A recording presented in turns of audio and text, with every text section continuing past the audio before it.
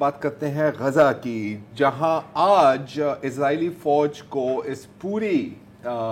جنگ، مجھے کہنا تھوڑا عجیب لگتا ہے لیکن اب کیا کریں،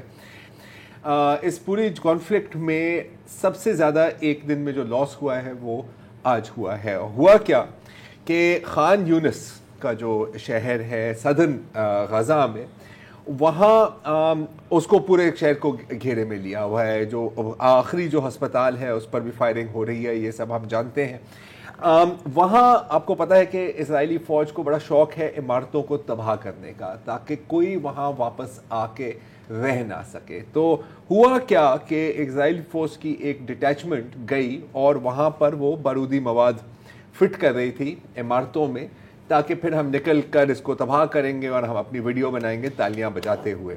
پتہ لگا حماس کو، اور جیسے ہی وہ وہاں پر ایکسپلوسو لگا رہے تھے، حماس نے ایک راکٹ پروپیلڈ گرینیڈ RPG وہاں پر فائر کیا،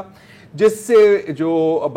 دھماکہ خیز مواد تھا وہ اگنائٹ ہوا اور پوری وہ جو 2 بلڈنگز تھی وہ گر گئی، اور 24 اسرائیلی